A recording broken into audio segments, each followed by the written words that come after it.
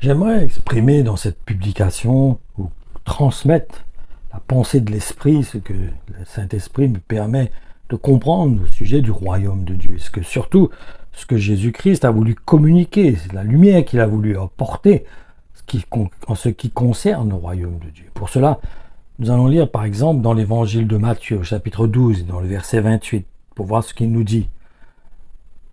Mais si au contraire, c'est par l'Esprit de Dieu que je chasse les démons, c'est donc que Dieu a commencé à étendre son règne jusqu'à vous. Il a voulu montrer que si c'est l'Esprit Saint qui avait reçu Jésus, qui accomplissait ses œuvres, cela voulait démontrer que donc, si lui, en tant qu'homme venu en tant que dans une chair semblable à nous, il pouvait accomplir cette œuvre par la puissance du Saint-Esprit, cela nous était rendu possible à tout homme qui avait cette démarche de placer sa confiance dans le Messie, le Christ. Et c'est en effet ce que Jésus-Christ a fait. Il nous a montré comment nous pouvons accéder au royaume de Dieu. Comme les paroles qu'il a communiquées à ses disciples et qui sont dans le livre des Actes des Apôtres, au chapitre 20 et dans le verset 25, où il dit « J'ai passé parmi vous tous en prêchant le royaume de Dieu ». C'est ce qu'il a fait. Il a communiqué, il a transmis les enseignements nécessaires pour nous permettre de connaître comment atteindre le royaume de Dieu. Et au travers de ce qu'il a annoncé, et qui est retranscrit par exemple dans le verset que nous avons lu, Jésus-Christ a voulu montrer que les clés pour accéder au royaume de Dieu étaient venues jusqu'à eux. En réalité, ce que Jésus-Christ a voulu nous transmettre, c'est que le royaume de Dieu est accessible et qu'il est donc à la portée de tous. Et j'aimerais maintenant que nous puissions considérer ce qui est écrit dans l'évangile de Luc, au chapitre 17, dans le verset 21, qui nous dit « Les gens ne pourront pas dire « Venez, il est ici » ou « Il est là », car notez-le bien, le règne de Dieu a déjà commencé. Il est en vous. Ce que nous avons besoin de comprendre, donc au travers de cette parole, c'est que le royaume de Dieu est en réalité une œuvre qui se passe en nous. Elle consiste à s'identifier à Jésus-Christ, qui est en réalité quelque part une préparation au royaume de Dieu, qui est céleste par contre celui-ci. Et ne perdons jamais de vue que l'évangile qui a été transmis par Jésus-Christ et les apôtres était communiqué de cette façon, comme dans l'évangile de Matthieu au chapitre 4 et dans le verset 17 où il dit « À partir de ce moment, Jésus se met à annoncer « Changez votre vie ». Ou on pourrait dire plutôt « Disposez votre cœur, ouvrez votre cœur, comprenez l'œuvre que je suis venu accomplir, saisissez ce que Dieu attend de votre part.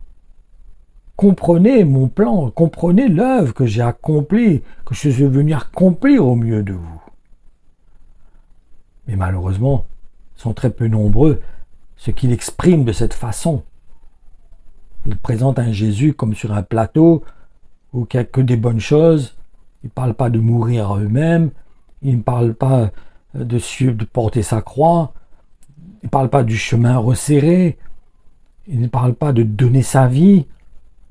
Bien souvent, les chrétiens aujourd'hui mènent un évangile à l'eau de rose, où il n'y a des questions que de bénédiction, comme si le chemin est large. Mais ce n'est pas ce chemin que Jésus-Christ parle. Jésus-Christ parle d'un chemin resserré, qu'il est dur de prendre ce chemin, qu'il est compliqué, parce qu'il nous demande de perdre de nous-mêmes, de mourir à nous-mêmes. Et ce qu'il faut retirer des enseignements de Jésus, c'est que nous devons considérer avec attention l'œuvre qui a été accomplie par Dieu, et qui a consisté à envoyer son Fils unique pour l'emmener dans une chair semblable à la nôtre, pour mourir sur la croix. Et nous allons voir aussi que à travers la parabole de Jésus-Christ sur l'homme riche et Lazare, que cette parabole est en rapport avec la façon dont nous pouvons trouver le royaume de Dieu. En effet, il y a un verset dans cette parabole qu'il faut considérer avec attention. C'est le 29, au chapitre 16 dans l'évangile de Luc. Il nous dit « Tes frères ont les écrits de Moïse et des prophètes, lui répondit Abraham, qui les écoute. » Au travers de cette parabole, Jésus-Christ veut nous montrer que le royaume de Dieu est à notre portée. Et encore plus maintenant que Dieu l'a envoyé pour nous montrer le chemin, De plus, au travers de l'œuvre qu'il a accomplie, nous pouvons recevoir le Saint-Esprit maintenant, qui est comme un ambassadeur ou un coach, qui a pour rôle de nous rappeler comment nous pouvons accéder au royaume de Dieu. C'est en effet ce qui est expliqué dans l'évangile de Jean au chapitre 14 et dans le verset 26, qui nous dit « Mais le Consolateur, qui est la sainte présence que le Père enverra en mon nom, lui vous enseignera toutes choses et vous remettra en mémoire tout ce que je vous ai dit. » Et nous ne devons pas perdre de vue que Jésus-Christ est le premier homme de la nouvelle création et qu'il est donc le modèle, la tête de l'Église. Justement, est-ce que vous savez que les mots avant-garde, leader et le mot devant font partie des synonymes du mot tête? Cela nous montre en fait que Jésus-Christ est le modèle que Dieu nous a donné et surtout celui que nous devons suivre. Il a tracé un chemin et nous devons suivre ce chemin, emprunter nous aussi ce chemin. Il faut retenir concernant la parole de Dieu, c'est que même si c'est à tâtons que nous pouvons le trouver, il est malgré tout accessible à tous. Et Jésus-Christ nous a laissé plusieurs pistes pour le trouver. Pour cela, il nous est demandé de marcher par la foi. Celle, bien sûr, qui consiste à placer notre confiance dans celui que le Père a envoyé, qui est Jésus-Christ. Voyons par exemple la piste qui est exprimée dans l'évangile de Matthieu au chapitre 7, qui dit ceci. Demandez. Continuez à demander, vous recevrez. Cherchez, persévérez dans votre recherche, et vous trouverez. Frappez, insistez, et la porte vous sera ouverte. Car toujours, celui qui demande finit par recevoir, celui qui cherche finit par trouver, et à celui qui frappe avec insistance, la porte est ouverte. Plusieurs d'entre vous sont pères. Lequel serait capable de donner un caillou à son fils quand il lui demande du pain? Ou bien s'il lui demande un poisson, lui donnera-t-il un serpent? Si donc, tout mauvais que vous êtes, vous savez néanmoins donner à vos enfants ce qui est bon pour eux, à plus forte raison votre Père céleste donnera-t-il de bonnes choses à ceux qui le lui demandent. Entrez par la porte étroite. En effet, large est la porte, spacieuse et facile est la route, qui mène là où l'homme sera immédiatement perdu. Nombreux, hélas, sont ceux qui s'y engagent. Mais qu'elle est étroite, la porte qui donne accès à la vie, qu'il est difficile le sentier qui y mène, et qui sont peu nombreux ceux qui les trouvent. Attention, méfiez-vous de ceux qui prétendent faussement parler au nom de Dieu. Lorsqu'ils vous abordent, ils se font doux comme des agneaux, mais en réalité, ce sont des loups, féroces en quête de proie. Quand nous regardons le contexte de cette exhortation, nous pouvons constater que ça ne concerne pas les besoins terrestres, mais ceux du royaume de Dieu, même s'il est évident que Dieu pourvoit aux besoins de ses enfants. Mais en ce qui confirme la parole qui se trouve dans l'évangile de Matthieu, au chapitre 6 et dans le verset 8, ne faites pas comme eux après tout. Dieu est votre Père, il sait ce qu'il vous faut, bien avant que vous lui demandiez. Cela ne nous empêche pas, bien sûr, de faire connaître nos besoins à notre Père. Mais nous connaissons nos priorités. Nous cherchons d'abord le royaume de Dieu. Après, le reste vient automatiquement parce que nous sommes ses enfants. Parce que les enseignements de Jésus-Christ nous montrent que si nous souhaitons accéder au royaume de Dieu et voir ainsi notre Seigneur face à face, nous aurons besoin de nous préparer pour cela. Comme l'exemple de l'épouse qui se prépare pour son époux. Nous avons tous vu comment les épouses font, comment les fiancés, les futures épouses se préparent pour leur époux. Ils s'habillent, ils engagent même leur famille dans leur mariage, leur préparation de mariage. Parce qu'ils veulent que ce soit le plus beau, le plus magnifique. Ils veulent que leur mariage soit le plus grand, le plus beau, le plus joli, qu'elle soit la plus belle. Maintenant, il faut bien sûr que nous aspirions à vouloir atteindre notre destination finale, qui est le ciel, la Nouvelle Jérusalem. Parce que Jésus-Christ n'avait aucune attache ici-bas. C'est ce que nous montre le verset 36 du chapitre 18 qui se trouve dans l'évangile de Jean, qui nous dit « Jésus lui répond, mon royaume n'appartient pas à ce monde. Si mon royaume appartenait à ce monde, j'aurais des gens sur mes ordres. Ils auraient lutté pour qu'on ne me livre pas aux chefs juifs. Mais non, mon royaume n'est pas d'ici. Il y a une autre piste qui nous permet de connaître comment trouver le royaume de Dieu. Et elle se trouve dans la lettre que Jésus-Christ a adressée à l'église de Smyrne, qui se trouve dans le livre de l'Apocalypse au chapitre 2 et dans les versets 8 à 11. Il nous dit « Écris au messager de l'église de Smyrne. Telles sont les paroles de celui qui est le premier et le dernier, celui qui a été mort et a repris vie. Je connais ton épreuve, ta détresse, la pauvreté dans laquelle tu vis, et pourtant, en fait, tu es riche. Et je suis aussi au courant des calomnies répandues sur ton compte par ceux qui se prétendent le peuple élu de Dieu, sans l'être en réalité, car ils ne sont autre chose qu'une synagogue de Satan. Ne redoute pas les souffrances qui t'attendent encore. Oui, le diable s'apprête à jeter quelques-uns des vôtres en prison, afin que vous soyez mis à l'épreuve. Vous passerez par 10 jours de tourmente. Reste fidèle jusqu'à la mort, même si ta foi devait te coûter la vie. Et je te donnerai la vie comme prix de ta victoire. Que celui qui est capable d'écouter prête attention à ce que l'Esprit dit aux églises. Celui qui sortira vainqueur de la lutte n'aura rien à craindre de la seconde mort. Elle ne pourra pas le toucher.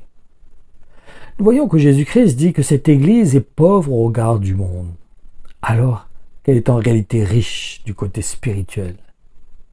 Il est en fait question d'une Église qui n'a pas beaucoup de manifestations spirituelles, mais qui s'applique à suivre les enseignements de Jésus-Christ. Et si vous désirez vraiment comprendre comment nous devons nous comporter pour trouver le royaume de Dieu, c'est bon pour cela de considérer les reproches et les encouragements qui sont faits à l'église d'Éphèse.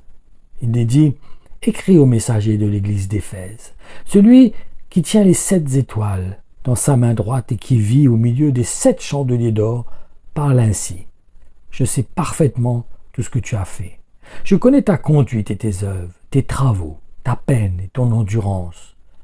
Je n'ignore ni tes fatigues, ni la patience dont tu fais preuve. Tu sais aussi que tu ne peux souffrir les agissements des méchants. Tu as mis à l'épreuve ceux qui se prétendent apôtres sans l'être, et tu les as convaincus de mensonges. Tu as démasqué leur imposture. Tu as prouvé que tu savais supporter bien des souffrances et porter bien des fardeaux à cause de moi. Tu ne t'es ni découragé, ni lassé. J'ai cependant un grief contre toi. Tu as abandonné ton premier amour. Tu ne m'aimes plus comme au début. Votre amour des uns pour les autres s'est relâché. Allons, rappelle-toi de quelle hauteur tu es tombé. Rentre en toi-même, change d'attitude et vis de nouveau comme au commencement. Reprends ta conduite première, retourne à tes œuvres originelles. Si tu ne changes pas, j'agirai, je viendrai et j'ôterai ton chandelier de sa place actuelle, à moins que tu ne rentres en toi-même et que tu ne changes. Une chose cependant parle en ta faveur. Tu flétris les agissements des Nicolaïtes et tu les détestes comme moi. Que celui qui est capable d'écouter prête attention à ce que l'Esprit dit aux églises. Au vainqueur, je donnerai à manger du fruit de l'arbre de vie placé dans le paradis de Dieu. Ce qui ressort de ces lettres sont du reste adressées à différents types d'églises, c'est ce que nous voyons. Alors, bien sûr qu'elle aurait pu être adressée aux chrétiens proprement dit, de ces églises, non? Donc, il s'adresse à l'ensemble des chrétiens qui font partie de ces églises. Et cela parce qu'elles représentent son corps, qui doit être uni de la même façon qu'il était lui-même uni à son Père. Car nous ne devons pas oublier qu'il a établi son Église, à qui il a remis l'onction pour paître son troupeau à des hommes qui ont la responsabilité de donner donc à ces brebis la nourriture qu'ils ont besoin. C'est dans ce sens que nous avons besoin de considérer avec attention l'avertissement qui a été transmis par Osée, qui se trouve dans le chapitre 4 et dans le verset 6, où il nous dit « Mon peuple meurt parce qu'il ne connaît pas vous. Vous n'avez pas voulu me connaître. C'est pourquoi je ne veux plus de vous. Vous ne serez plus mes prêtres. Vous avez oublié l'enseignement de votre Dieu.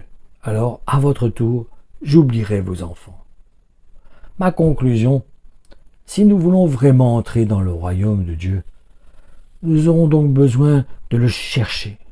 Mais même s'il est proche de nous, cela va quand même nous demander de faire certaines démarches, comme celle qui consiste à nous engager au travers du baptême, qui nous va nous demander de nous identifier à Jésus-Christ, qui, n'oublions pas, est la parole qui a été faite chair.